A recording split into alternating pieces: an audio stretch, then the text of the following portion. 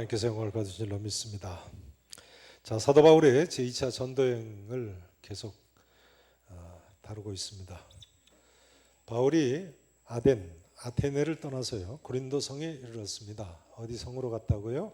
고린도 성이요. 근데 고린도 성에서 바울이 동역자인 브리스길라와 아굴라 부부를 처음으로 만난 기록이 오늘 본문입니다. AD 주후 52년에 있었던 일입니다. 주후 몇 년에 있었던 일이라고요? 52년. 자, 1절 2절 한번 보시죠. 사도행전 18장 1, 2, 3절을 보십니다. 그 후에 바울이 어디를 떠났습니까? 아테네를 떠나서요 어디에 이르렀습니까? 고린도 성에 이르러 아굴라라 하는 본도에서 난 유대인 한 사람을 만나니, 여기 본도는 폰투스라고 해서 오늘날 터키 북부 지역의 로마의 한 주 이름입니다. 그 본도 폰투스에서 난 유대인 한 사람을 만나니, 그 다음 단어가 뭐죠? 그 다음 단어가 뭐예요? 클라우디오, 로마의 4대 황제인 클라우디우스 황제를 가리킵니다. 클라우디우스 황제가 모든 유대인을 명하여 뭐라고 명령했어요? 로마에서 떠나라. 수도 로마에서 모든 유대인들을 다 쫓아내버렸어요. 그렇게 한 거로 그가 그 안에, 아굴라가 그 안에 누구와 함께요? 브리스길라와 함께 이탈리아로부터 새로 온지라 바울이 그들에게 가보니까 뭐가 같아요? 생업이 같았어요. 그래서 함께 살며 일을 하니 그 생업은 뭘 만드는 것입니까? 천막을 만드는 것이더라. 이렇게 되어 있습니다. 로마의 역사가 스웨토니우스라는 사람에 의하면요, 로마 제국 제4대 황제인 클라우디우스 황제 9년에, 클라우디우스 9년이면 주후 49년입니다. AD 49년에 크레투스라는 유대인이 중심이 돼서 큰 소요를 일으켜가지고 유대인 추방 명령을 내린 것으로 그렇게 역사가가 기록하고 있습니다. 스웨토니우스는 AD 69년생이니까요. 거의 사도들하고 같은 시대를 산 사람입니다. 사도 요한하고 같은 시대를 산 사람이죠.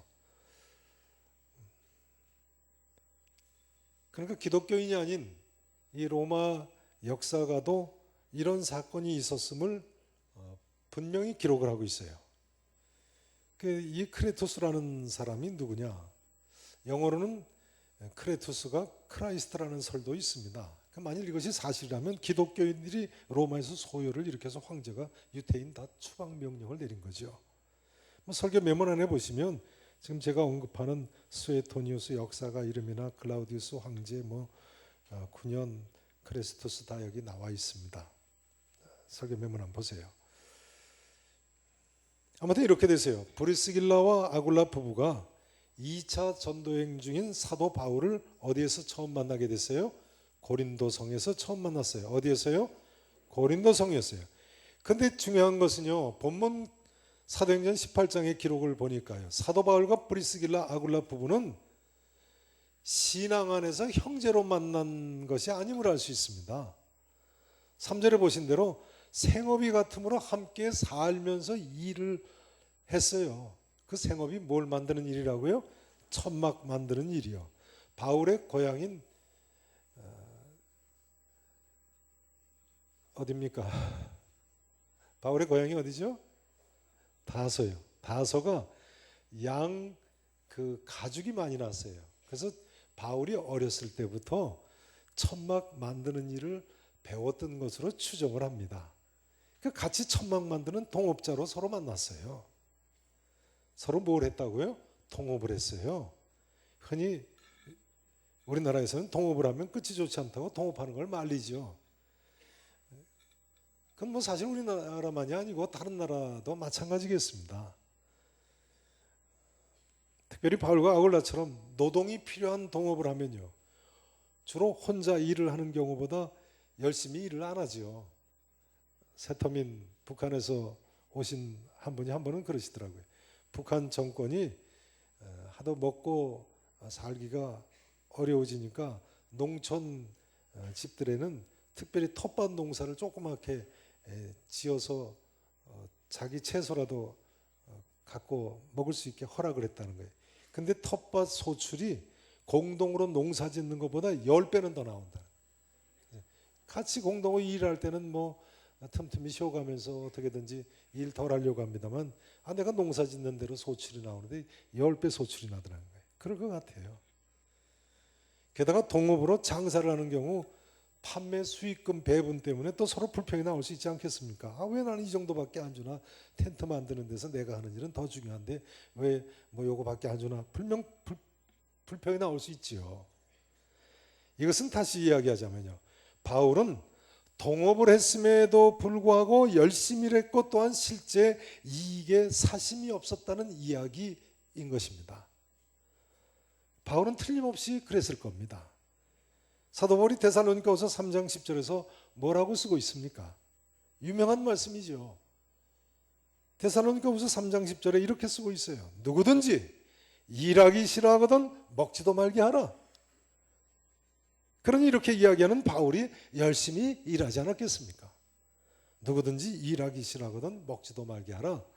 가나안 농군학교 설립자이신 그 김용기 장로님 슬로건이죠. 하여간 그 가나안 농군학교 김용기 장로님은 그렇게 슬로건을 내걸고는 새벽 4시부터 일어나서 얼마나 열심히 일을 하시는지 그 아드님들이 다 가출을 했다고 그래요. 네. 둘째 아드님이 그러시더라고요. 너무 힘들어가지고 우리 아버지가 너무 고생을 시키니까. 물론 가출했다 돌아와서 다 훌륭한 후계자들이 되셨습니다만, 아무튼 누구든지 일하기 싫어하거든 먹지도 말게 하라던, 이를테면 그 원조인 사도 바울이 성실하고 열심히 일을 하지 않았겠습니까? 성도 여러분 아시는가요? 중요한 것은 이것입니다. 이 누구든지 일하기 싫어하거든 먹지도 말게 하라는 데살로니가 전서 후서, 특별히 데살로니가 후서 3장 10절 말씀인데요, 이 전후서 편지를 사도 바울이 주후 52년에 고린도 성에 있었을 때 쓴 편지예요. 사도 바울이 데살로니가 전후서 편지를 주후 52년에 어디 성에서 썼다고요? 고린도 성에서요.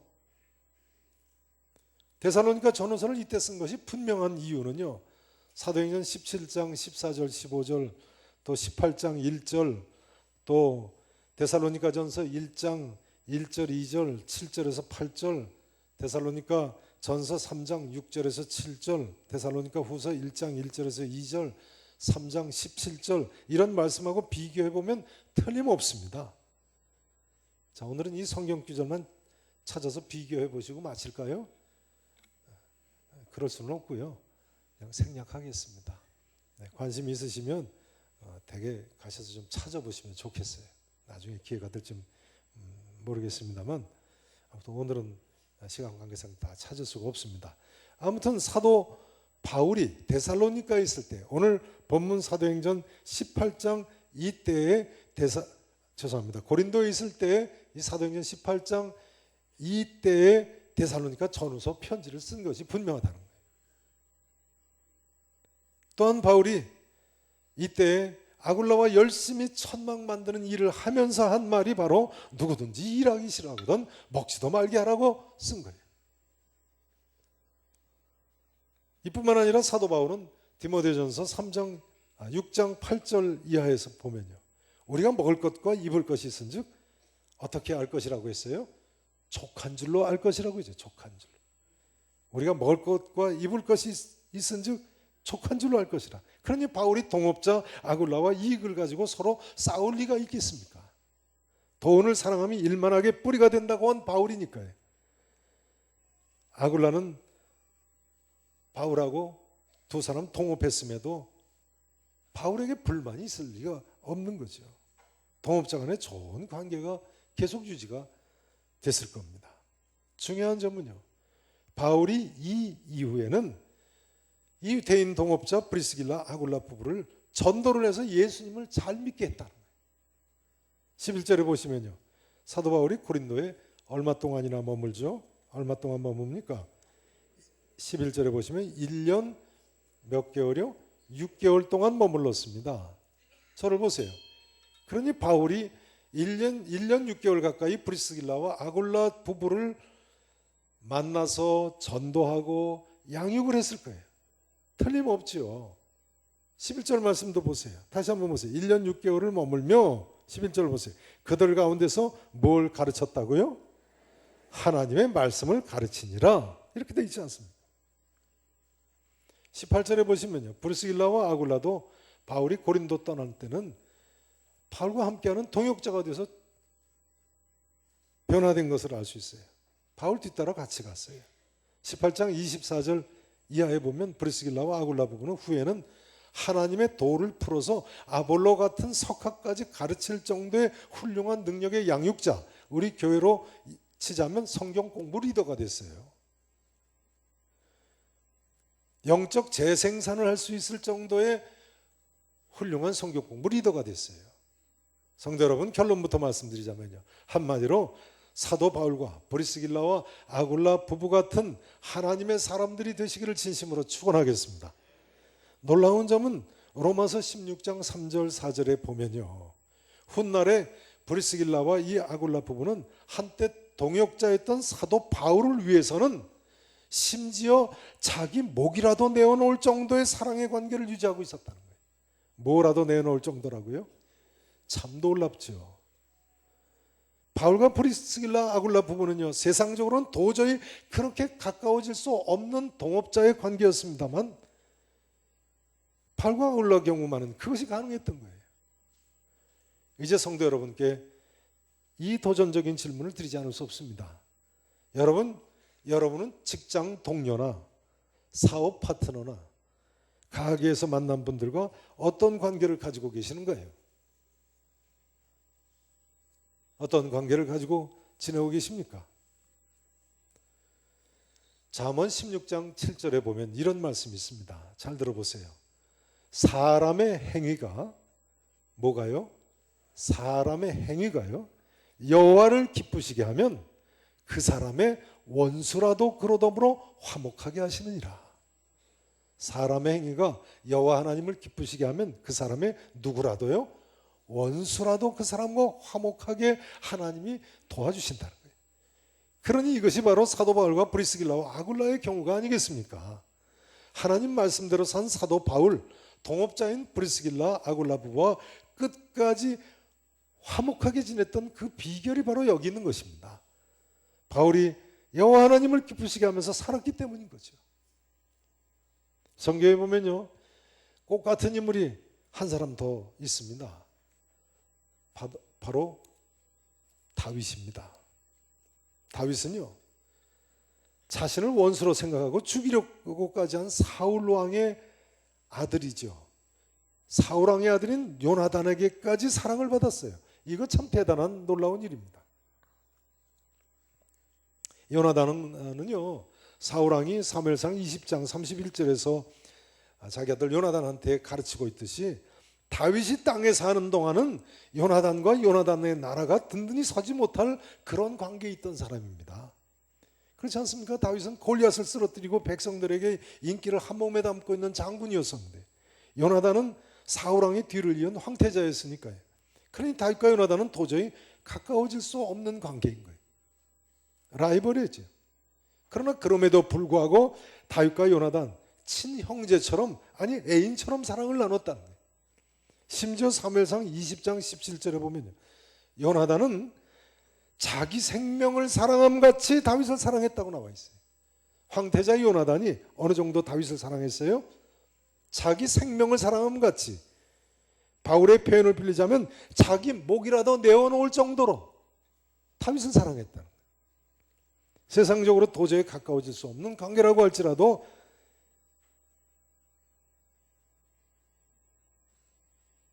참 상상할 수 없는 관계죠. 이제 이 말씀을 드려야 되겠습니다.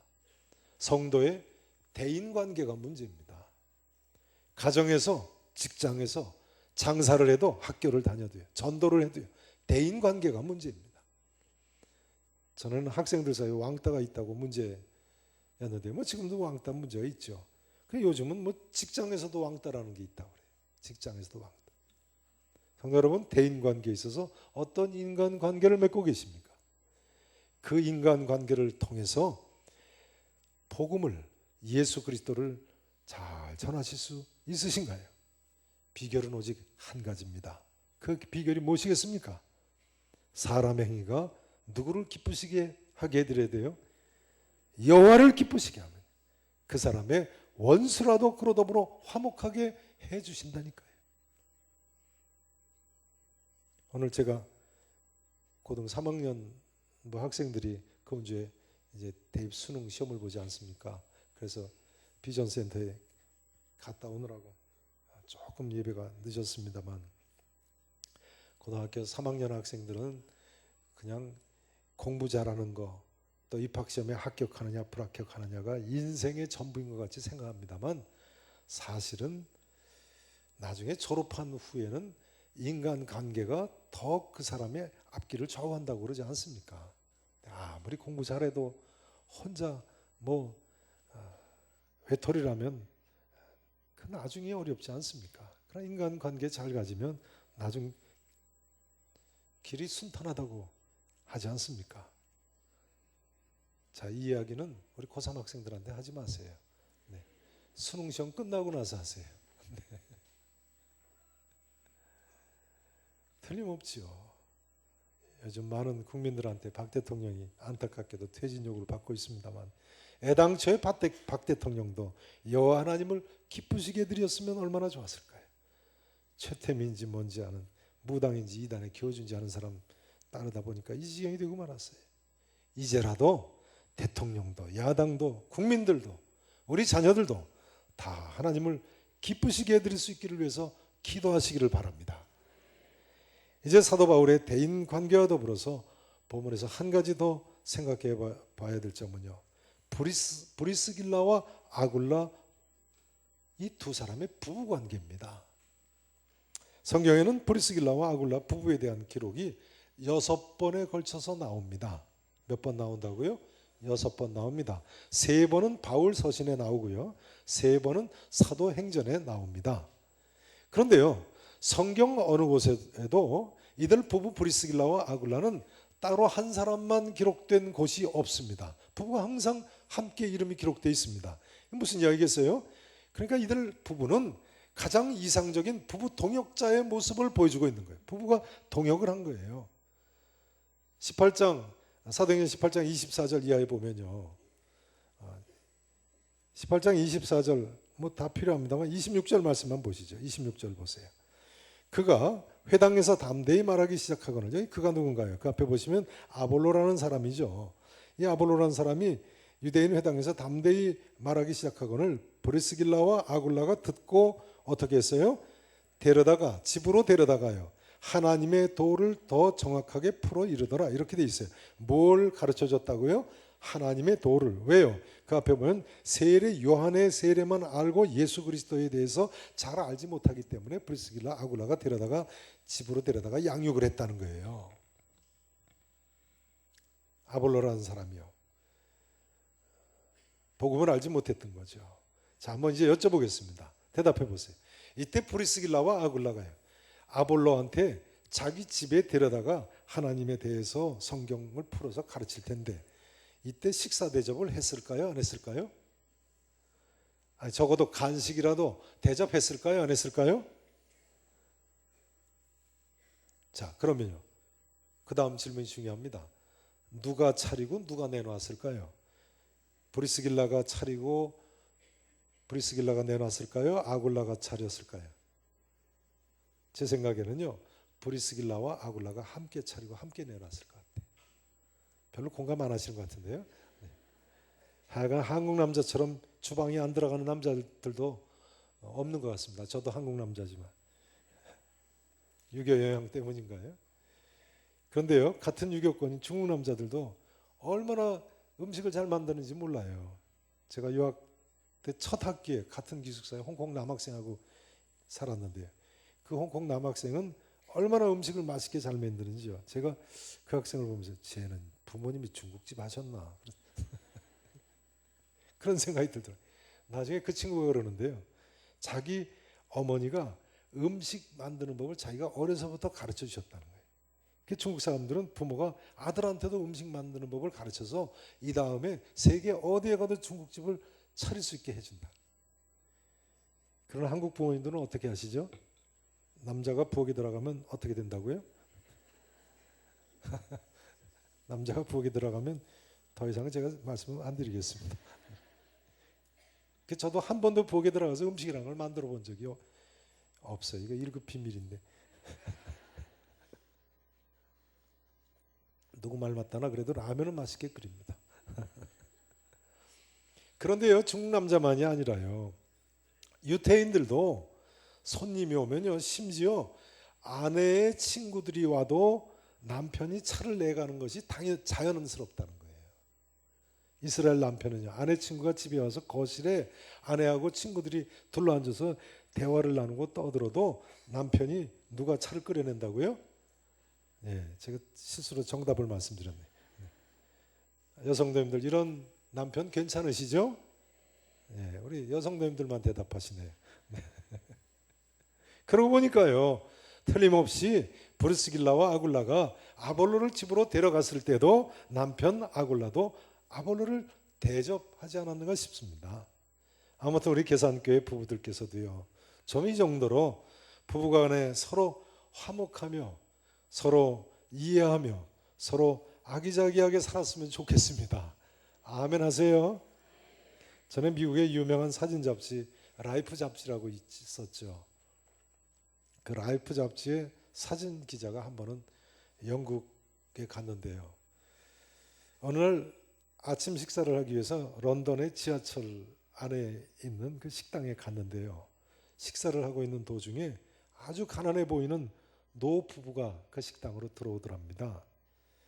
이 노부부가 서로 부축을 해가면서 사진기자 바로 앞자리에 앉았습니다. 그리고는 비스켓하고 차 한 잔을 시켰습니다.